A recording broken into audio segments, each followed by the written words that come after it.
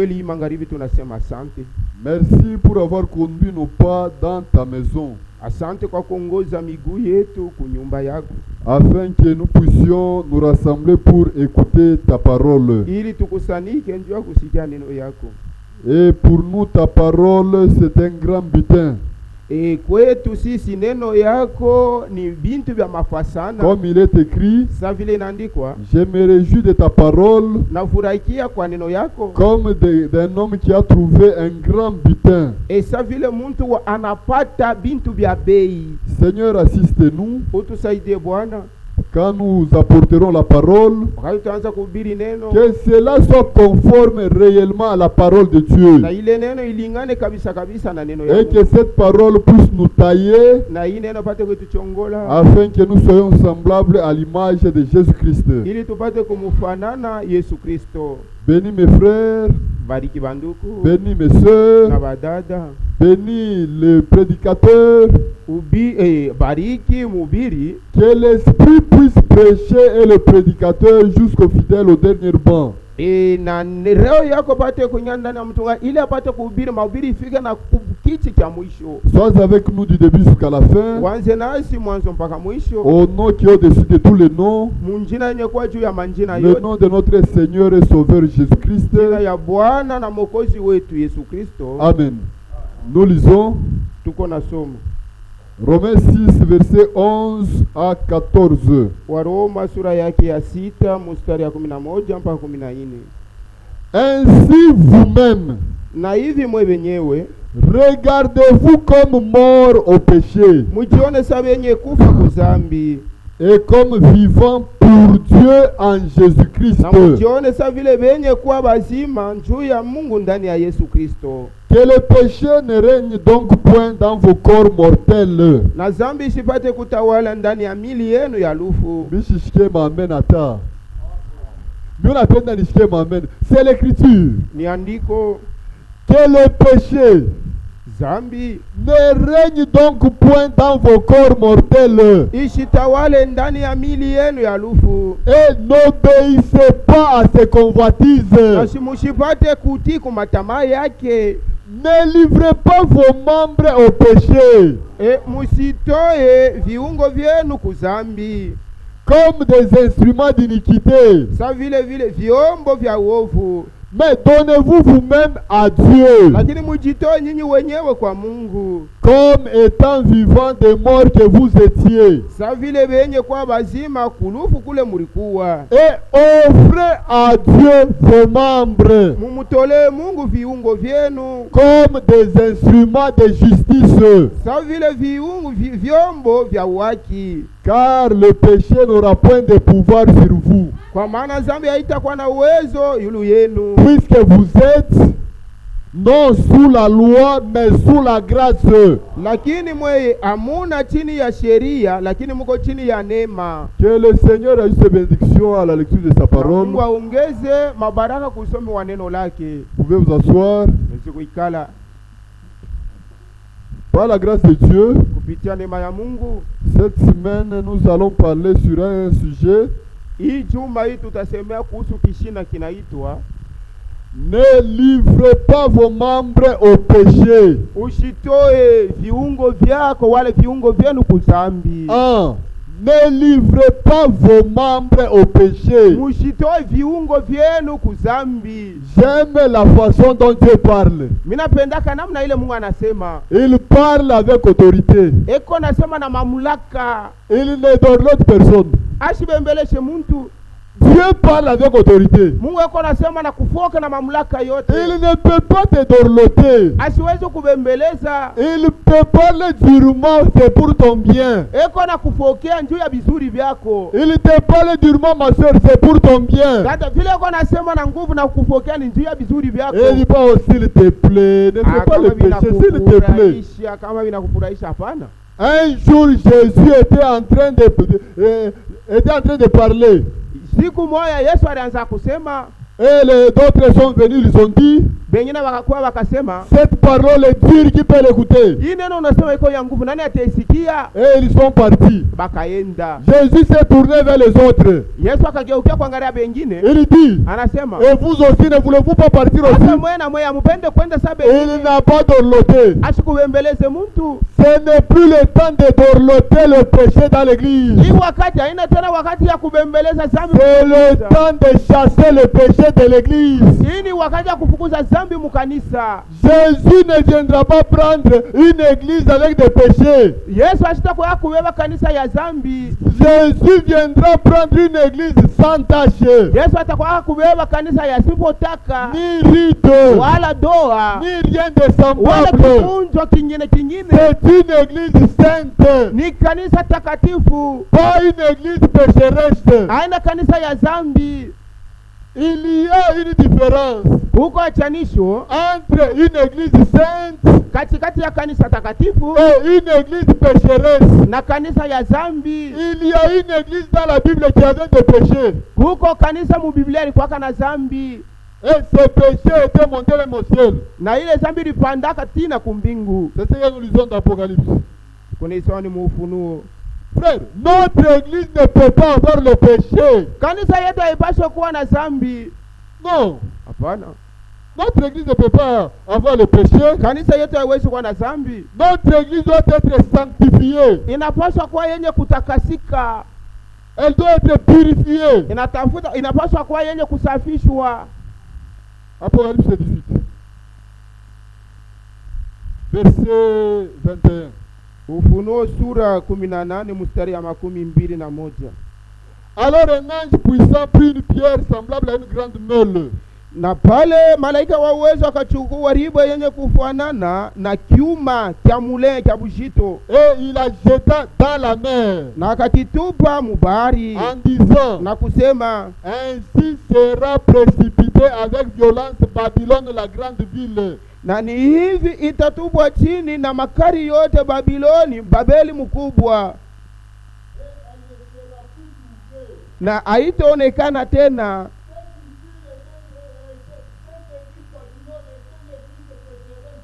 Kanisa ya Babiloni ilikuwa kanisa ya dhambi. Ni kanisa ndani yao mlikuwa dhambi. Kuangalia nje ilikuwa ni kanisa mwa mzuri. Ilikuwa nasemewa kusema ni kanisa mwa takatifu.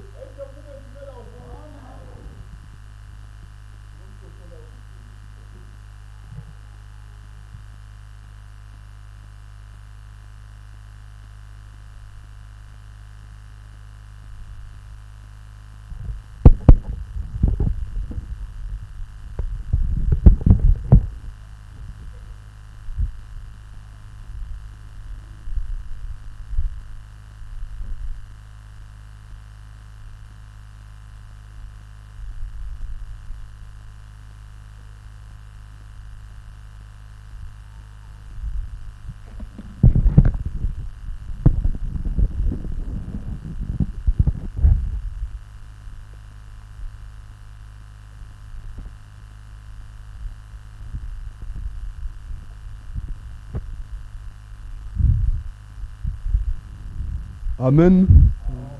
Est-ce que vous me suivez au fond maintenant? Cette église Babylone était une église qui avait du péché en elle. On a trouvé en elle les meurtres. On a trouvé en elle le sang des saints. Une église païenne, mais à l'extérieur c'était une belle église. Mais à l'intérieur de cette église il y avait le péché. Mais que cela ne soit pas le cas avec vous, mes soeurs. Que cela ne soit pas le cas avec vous, mes frères. On ne peut pas trouver la vie du péché dans l'église de Dieu. Amen.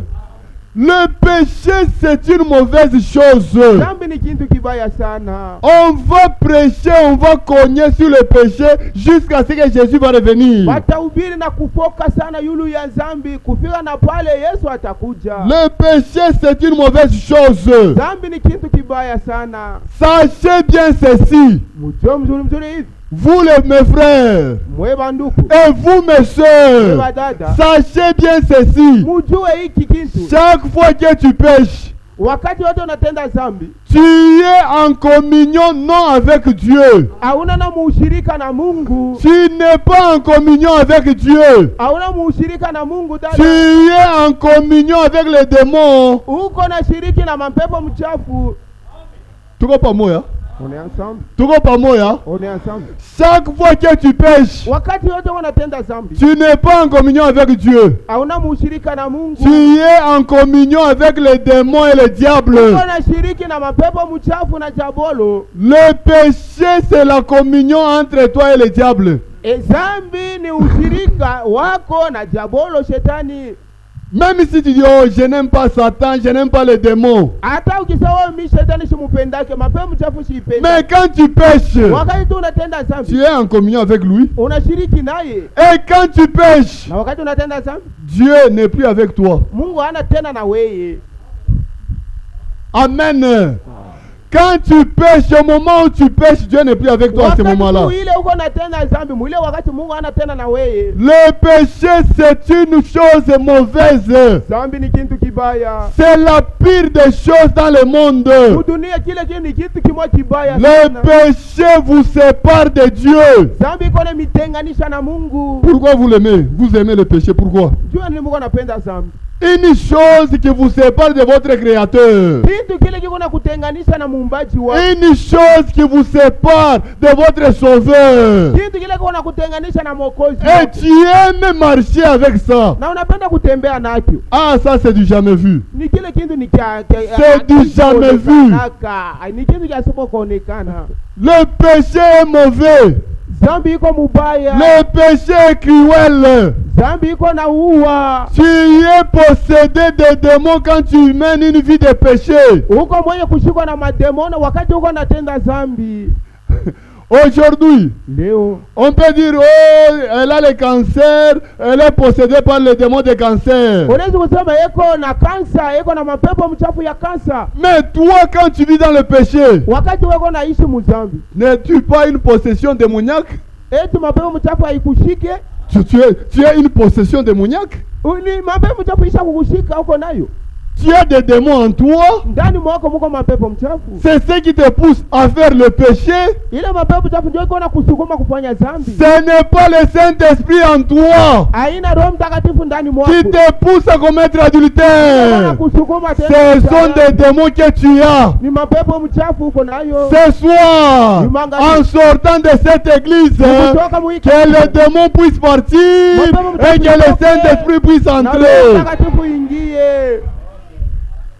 Frère, Dieu ne nous a pas appelés pour que le péché puisse habiter en moi. Mungu asikuite ndio ya dhambi ingie ndani mwetu. Qu'il fasse son habitation en moi. Ipate makao ndani mwetu. Je ne suis pas l'habitation des démons. Mimi sina makao ya mapepo mchafu. Je ne suis pas l'habitation du diable. Mimi sina makao ya diabolo. Je suis l'habitation du Saint-Esprit. Niko makao ya Roho Mtakatifu. Et le Saint-Esprit Na Roho Mtakatifu ne tolère pas le péché. haivumilia dhambi. Si tu veux recevoir le Saint-Esprit, Unaweza kupokea Roho Mtakatifu. enlève l'iniquité de ta tante. Ondosha mkambi yako uovu. Hapana mkampi. De ta tante. Mkambi yako mumakao yako. Mumakao yako, merci. Enlève l'iniquité. Ondosha uovu. Le Saint-Esprit Roho Mtakatifu ne peut pas habiter dans une maison pourrie de péché. haiwezi kuikala munyumba ya kosa ya dhambi. Non. Hapana. Le Saint-Esprit Roho Mtakatifu habite dans une maison propre. iko nekala ni munyumba yenye kuwa safi. Une maison purifiée. Nyumba yenye kuwa safi. Éloigne l'iniquité de ta tante. Ondosha wala wende mbali na uovu ndani ya makao yako. Job. Yobu. Tu bois le péché comme l'eau. unakunwa zambi sa maji. Et puis tu viens ici, oh Seigneur, remplis-moi de ton esprit. Kisha yake uko nakuja hapa kwa naomba, oh Bwana nijaze roho yako. Qui est ce Dieu qui va te donner le Saint-Esprit dans un vase pourri? Na Mungu kani ule anaweza kukupa Roho Mtakatifu ndani ya chombo cha uchafu. De vase pourri. Chombo cha uchafu. Tu vas prier, tu n'auras pas ça. Utaomba kuomba uchoke na utapataka. Éloigne d'abord l'iniquité de ta tente. Ondosha mbele maovu mu nyumba yako. Job 22. Ayubu sura yake 22. Verset 21 à 23. Mstari ya 22 mpaka 23. Attache-toi donc au péché. Ah, vous interprète. Vous interprétez bien mimi na sema. Attache-toi donc au péché. Ulamatane na zambi. Si tu Bible Dieu inasema. Attache-toi donc au péché. Ulamatane na zambi. Attache-toi donc à Dieu. Ulamatane na Mungu. Frère, nous vivons dans un temps où un chrétien, il est lié à la parole du matin au soir. Si qui amen, il y a bien attends. Un chrétien, il est lié à la parole du matin au soir.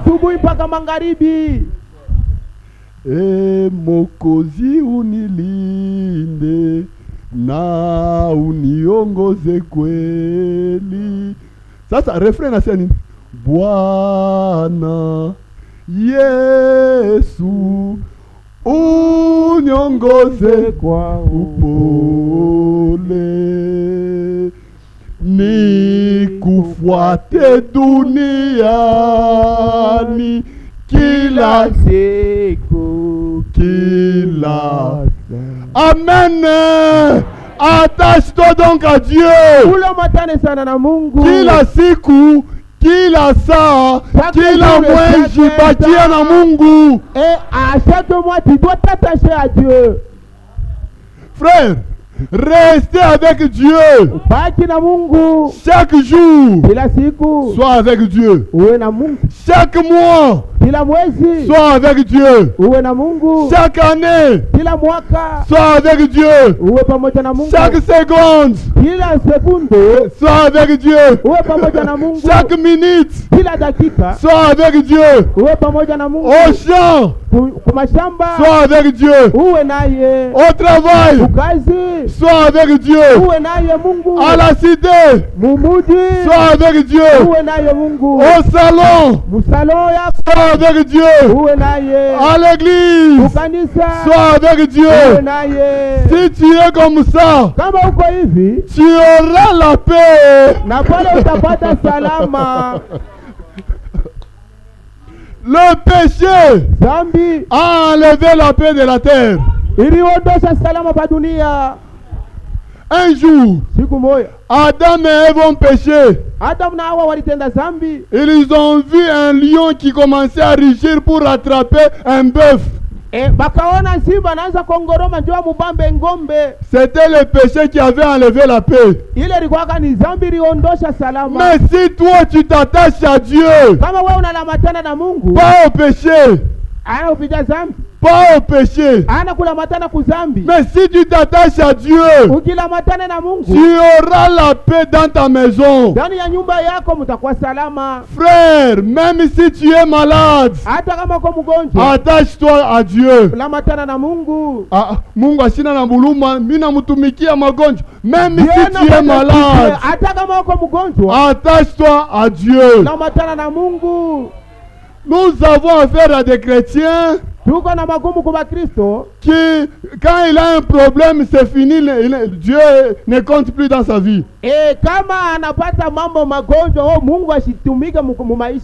Même si je suis malade, même si mon enfant meurt, je serai attaché à Dieu. reçoit de sa bouche l'instruction. Pokea toka kinywa yake mafundisho. Dieu ne descendra jamais lui-même pour te parler, non. Mungu yeye mwenyewe asitashukaka kukwambia. Oh, on a dit reçoit de sa bouche l'instruction. Oh, banasema pokea maadibisho kutoka kwa kinywa yake. Dieu ne descendra pas pour te parler. Mungu asitashukaka juu kukwambia. Un jour il était descendu là-bas à Sinaï. Siku moja alishuka kumlima ya Sayuni. Il a commencé à parler. Akaanza kusema. Et le peuple d'Israël dit Moïse, toi commence à nous parler. Wewe Musa ndio utaanza kuituambia, yeye anakuambia wewe unakuwa. Aujourd'hui, leo recevoir les instructions de la bouche de Dieu, kupokea madibisho kutoka kwa kinywa ya Mungu, c'est quand frère Roger Ngwesh te prêche. Ni wakati ndugu Roger Ngwesh yuko na kuhubiri. Quand tu écoutes ça, wakati unasikia, tu mets cela en pratique, tu es un fidèle serviteur. Na pale uko mtumishi mwaminifu. Et tu seras heureux. Na utakuwa na furaha. La bouche de Dieu. Kinywa ya Mungu. Et aujourd'hui au temps de la fin. Na ukuiu wakati yetu ya mwisho. Frère Branham, Dieu l'a utilisé, sa bouche Dieu l'a utilisé. Mungu alitumikisha kinywa yake ya ndugu Branham. Et nous a donné beaucoup d'instructions de la part du Seigneur. Alitupa mafundisho ya mingi ya kutokea kwa Bwana. Et mets dans ton cœur ces paroles. Ndani ya moyo wako penda hii maneno. Weka ndani ya roho yako hii maneno. Hii maneno mimi nakatala. Ces paroles. Hii neno. C'est maneno. Sa chemise. Weka muroho yako maneno yake. Maneno ya Mungu ni taa nuru kwa. Tu dois prendre les paroles qu'on te prêche. Unapaswa kubeba maneno ile wako na kuhubiri. Les paroles de Dieu. Maneno ya Mungu. Je serre ta parole dans mon cœur afin de ne pas pécher contre toi. Ili nisikutendee zambi. Si tu veux que le péché puisse aller loin, ukipenda zambi ende mbali, mets les paroles de Dieu dans ton cœur. Weka maneno ya Mungu ndani ya roho yako. Même Marie, avant de voir Christ sur la terre, elle repassait la parole dans le cœur. Hata Maria mbele ya yeye kuona Yesu Kristo alianza kupitisha maneno ya Mungu ndani ya roho yake. Amen. Amen. Tu seras rétabli. Na pale utarekebishwa.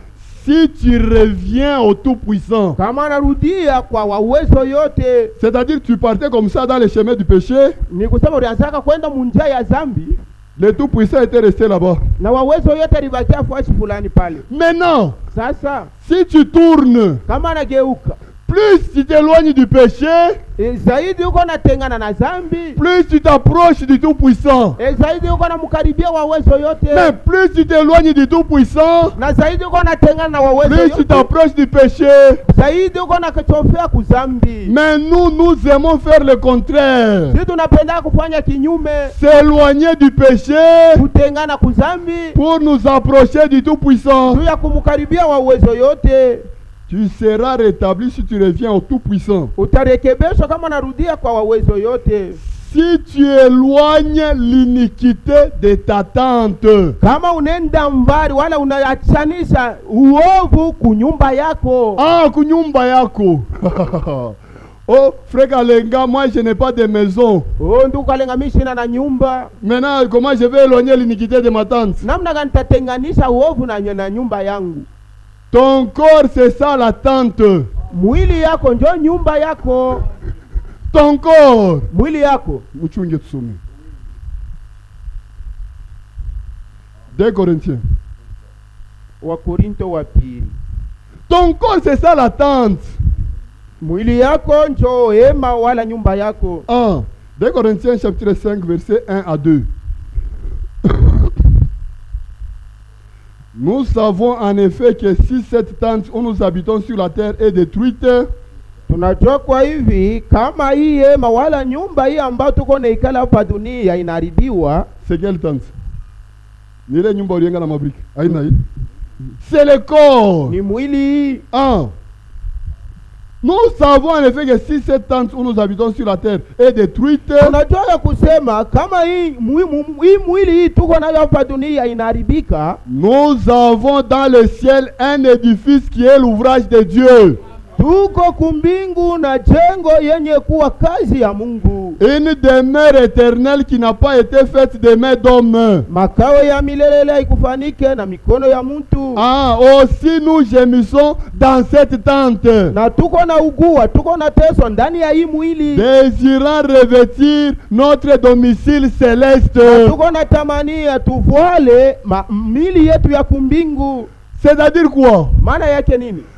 Ceux qui aiment le péché, bale wanapenda kazambi, quand ils meurent, wakati wanakufa, ils n'ont pas le domicile céleste. abana na makao kumbingu. Toi qui continues à aimer le péché, wewe uko naendelea mkupenda zambi, tu vis avec le péché. uko naishi na zambi pamoja. Quand tu meurs, kama nakufa, tu descends dans le séjour des morts. uko neenda mugeena. Et c'est pour toi le début des souffrances atroces. Na kwako ndio mwanzo ya mateso ya nguvu sana. Tu descends là-bas, il n'y a même pas de l'eau. Le péché n'est pas un ami fidèle. N'aimez pas le péché. Il vous amène loin dans des tourments. Le péché ne craint pas parce que tu as écrit le message du temps de la fin. Ne te crains pas comme ça. Le péché ne te craint pas, ma soeur, parce que tu as cru le message du temps de la fin. Il vient coucher à ta porte. Mais toi, tu dois dominer sur le péché. Frère, je ne peux pas me soumettre au péché. C'est moi qui dois dominer le péché. Amen. N'obéissez pas à ces convoitises. C'est le péché qui te dit regarde film pornographique sur le téléphone.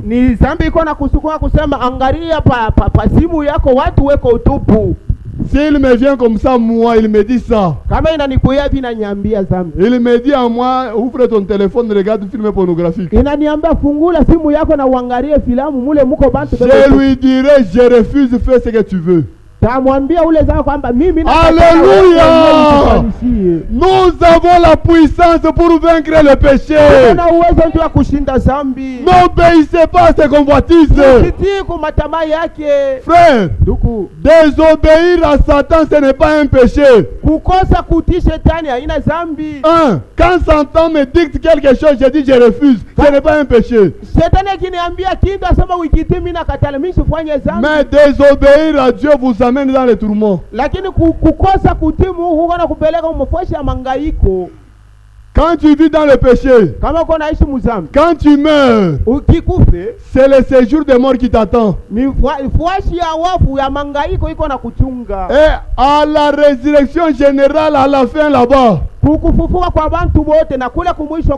tu seras jeté en enfer. À cause de quoi? À cause du péché. L'âme qui pêche, c'est celle qui mourra. Pourquoi tu aimes le péché? Pourquoi? Le péché est à la base de chaque maladie que nous avons sur le monde. Le péché. Le péché est à la base des maladies AVC. C'est le péché. Pourquoi tu aimes ça? Quand tu entends que quelqu'un a piqué crise AVC, la base c'est le péché.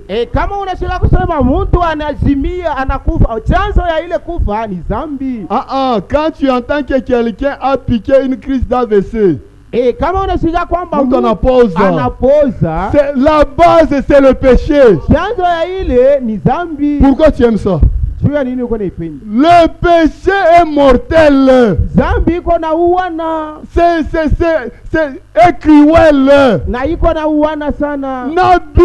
jamais avec le péché. Ne dormez jamais avec le péché. Haïssez le péché. Enlevez-le de votre maison. Et Dieu descendra pour faire son habitation en vous. Dieu n'aime pas habiter dans le péché. Non. Nous ne sommes pas une église qui pousse les gens à vivre dans le péché. Ile iko na sukuma bantu baishi muzambi. Oh frère, le Seigneur connaît, vivez comme vous voulez. Muishi vile mnapenda, Bwana mwenyewe anajua. Ah, ça ce n'est pas notre évangile. Ile haina injili yetu. Dans les choses de Dieu, Mu vitu vya Mungu, dans les choses de Dieu, mu vitu vya Mungu, il y a ce que Dieu peut faire. Mungu vile Mungu anaweza kufanya. Et il y a aussi Na Mungu ce tena que toi et toi ma sœur tu dois faire. ile wewe ndugu na dada unaweza kufanya. Aina unezi, unapasha. Unapasha kufanya. Unapasha ni wewe. Quand Romain nous dit ne livrez pas vos membres au péché, Tuambia kusema msitoe maungu yenu wale viungo vyenu kuzambi. ce n'est pas à Dieu de faire ça. Ila haina mambo ya Mungu afanye. Ça c'est toi. Ni wewe wa kufanya. Notre Dieu, Mungu wetu il a fait sa part. eko na sehemu yake. Il a quitté la gloire. Il est venu mourir à notre place. Akakuja kufa Ça c'est sa part. Ile ndio sehemu yake. Mais notre part, Sehemu yetu c'est de garder la parole de Dieu. ni ya kuchunga neno ya Mungu. Ce n'est pas à Dieu de mettre en pratique sa parole à ta place. Haina kwa Mungu aweke mutendo neno yake pafuashi yako. Il te dit tu ne voleras pas. Comme ça lui il commence à ne pas voler. Mais toi tu voles, Dieu connaît.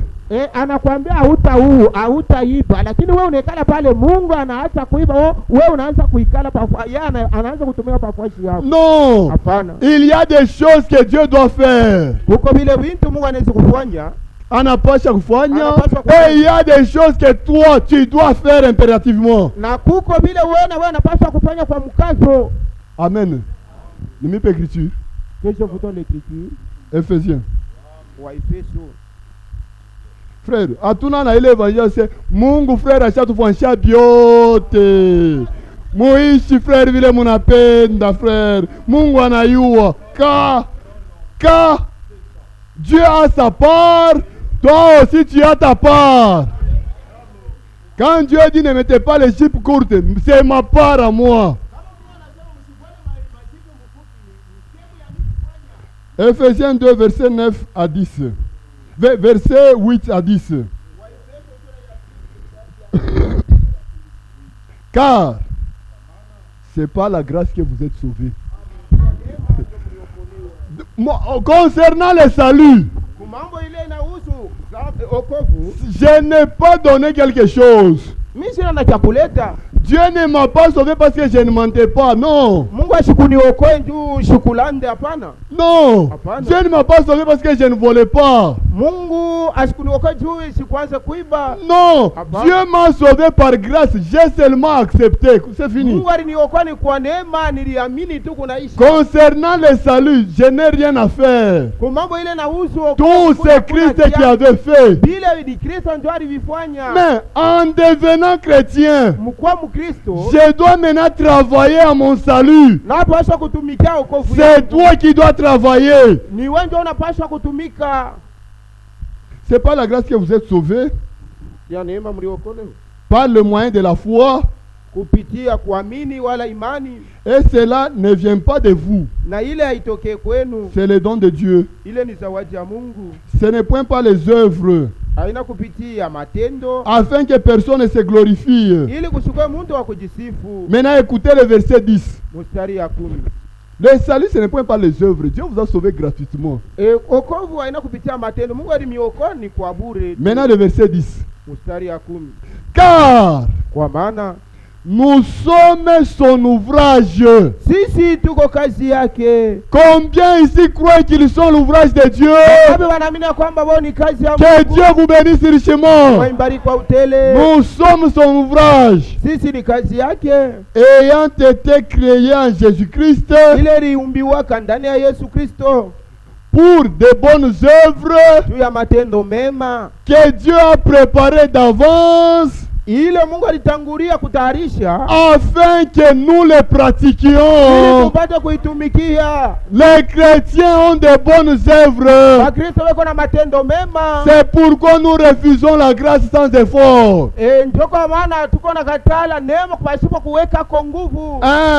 Vivez dans le péché comme vous voulez. Là où le péché a abondé, la grâce a surabondé. neema na yeye ilizidi sana. Non. Hapana. C'est l'homme qui vivait autrefois dans le péché. Ni mtu yule alianza kuishi zamani muzambi. La grâce a surabondé. Na neema inazidishwa. L'a attiré du péché. Na inamuondosha muzambi. Et l'a amené à la parole. Ikamuweka kuneno. Si cet homme retourne encore là-bas, kama ule mtu anarudia dans la vie du péché, maisha ya cet homme va mourir très mal. Ule mtu atakufa lufu lubaya. Jésus avait dit à la femme là. Jésus avait dit à la femme là. Je ne te condamne pas. Mais va. Et ne pêche plus. Ce soir, sortez en n'ayant pas le désir du péché dans votre vie. Ayez le désir d'être saint à tout moment. Amen. Aujourd'hui c'est difficile aujourd'hui. Les gens qui viennent à l'église et ceux qui ne viennent pas à l'église sont tous comme des païens. Si on regarde aujourd'hui dans la République démocratique du Congo, sur 100% de la population, il y a au moins 90% des gens qui fréquentent l'église. Donc la majorité fréquente les églises. Mais d'où viennent les bandits mais armés? Le plus grand pierre d'achoppement pour le monde, c'est vous qui venez à l'église, vous prétendez être chrétien. Vous les sœurs qui venez à l'église, vous prétendez être chrétienne, mais qui vivez comme les mondains. Vous êtes des pierres d'achoppement. Tu ne seras pas enlevé, tu risques d'aller en enfer.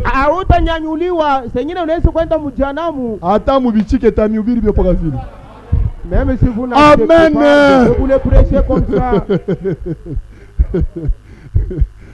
La parole de Dieu, elle nous libère, elle nous affranchit. N'aimez pas le péché.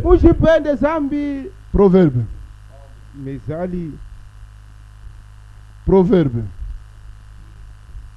Proverbe chapitre 28. Le verset 5.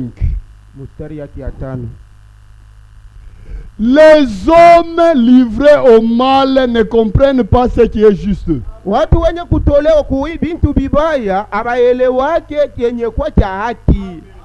Les femmes livrées au mal ne comprennent pas ce qui est juste.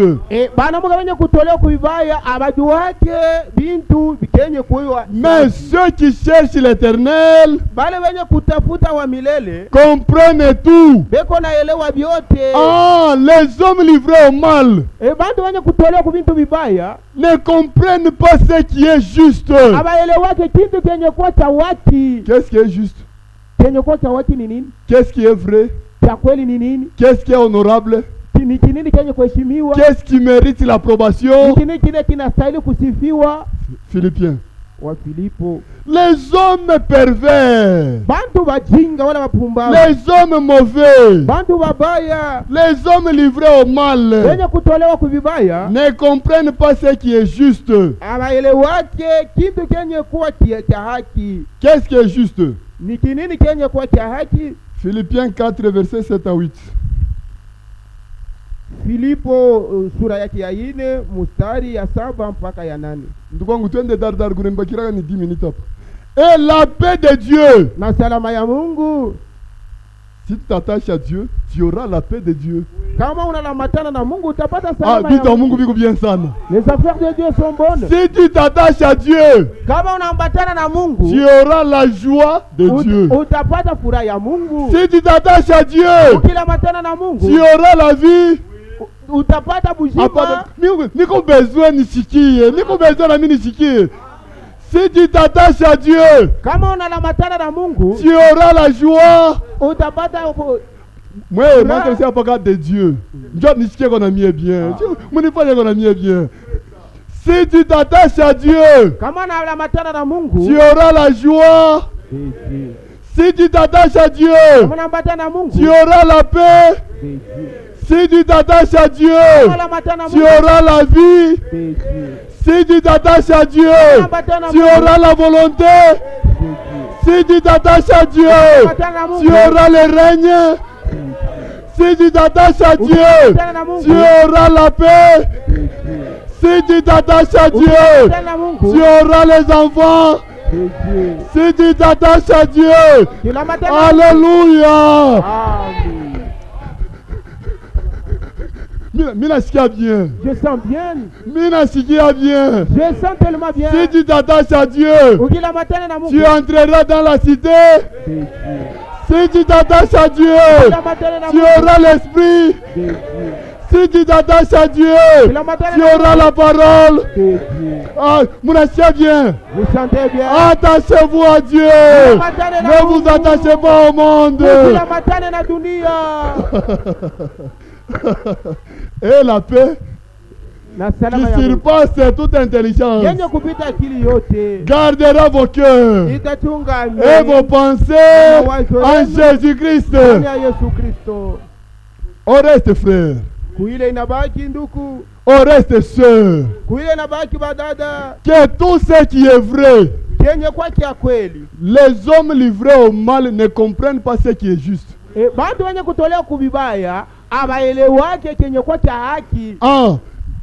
Les hommes livrés au mal, ils ne comprennent pas ce qui est juste, ce qui est vrai, ce qui est honorable, ce qui est juste, ce qui est pur, tout ce qui est aimable, tout ce qui mérite l'approbation, ce qui est vertueux et digne de louange. C'est quoi ça? C'est quoi ça? C'est la parole de Dieu. C'est ce qui est juste. Les hommes pervers, les hommes livrés au mal ne comprennent pas la parole de Dieu. Il peut prendre la brochure, la cruauté du péché. Il lit là où Branham dit, ce n'est pas le fait de mentir qui m'a fait sauver. Ils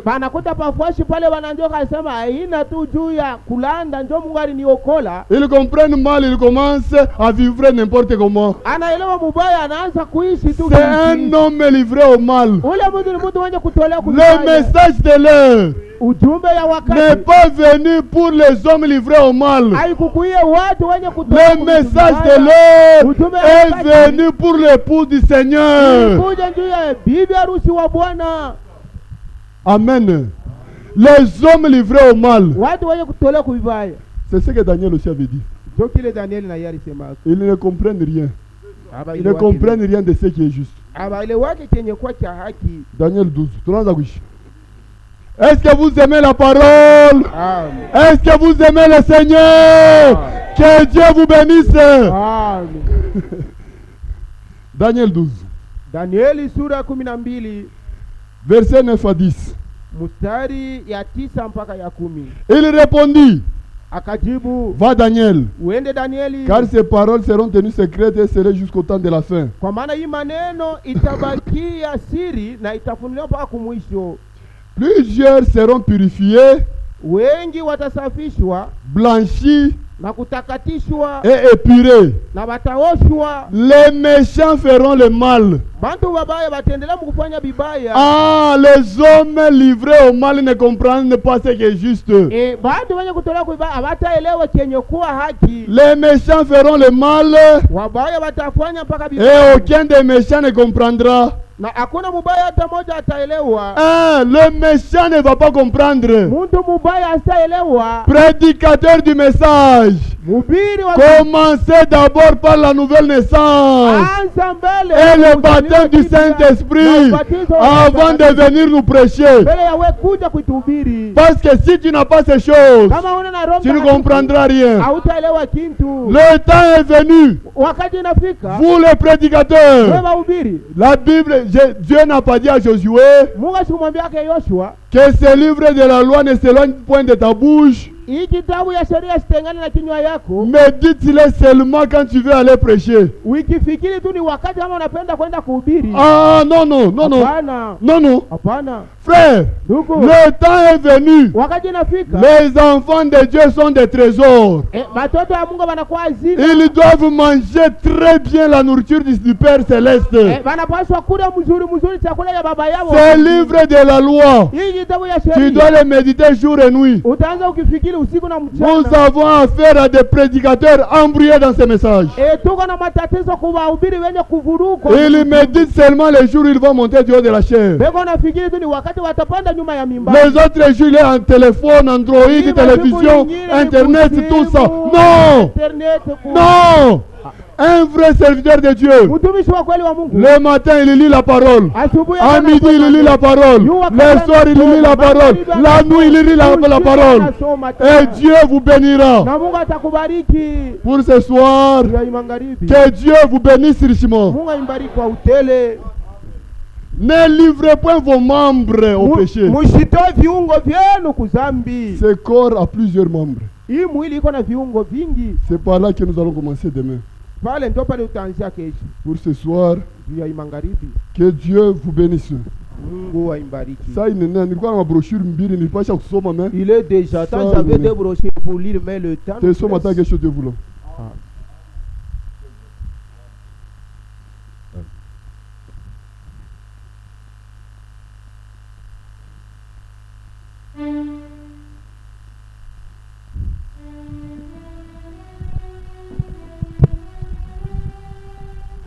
Que Dieu vous bénisse.